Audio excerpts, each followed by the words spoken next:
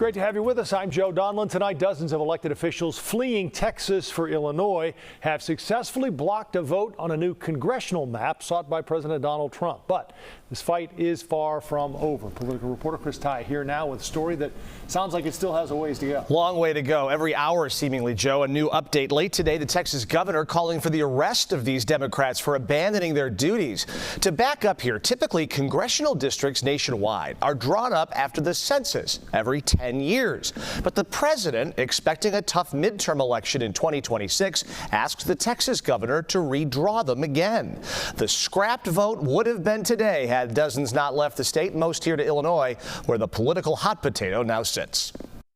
Greg Abbott is prioritizing Donald Trump with this special session. That's one of the dozens of Texas lawmakers in Illinois preventing today's special session in Austin. It was supposed to rubber stamp the redrawing of these Texas congressional districts in such a way that gives Republicans an edge in these 5 districts that went Democrat last election. Legislators say they're prepared to stay 2 weeks, the length of the special session down in Texas. I think our goal is to pressure blue states who have a Democratic trifecta to threaten retaliation. But Illinois may not be in a position to retaliate, to draw the state in a way that makes it more blue. I don't think you can gerrymander them anymore. We have the most gerrymandered political map in the country right now. Political analyst Pat Brady points to Democrats' 14-3 margin in Illinois congressional districts. Illinois is legendary for it. And listen, both sides do it. But redrawing districts outside of the normal every 10 years rule is a very rare and politically risky move. This is bad political behavior on both sides.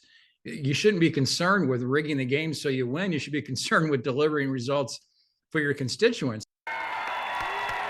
If this maneuvering sounds familiar, in 2011, 14 Wisconsin Democrats fled their state to Rockford to delay a vote on a collective bargaining bill. Today's Texas legislators are here at the invitation of Governor Pritzker, the heir to the Hyatt fortune, who signaled he's helping them stay as long as they need.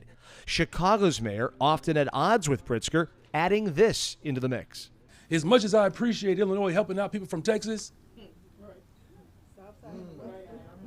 the South Side and the West Side could use that same level of energy.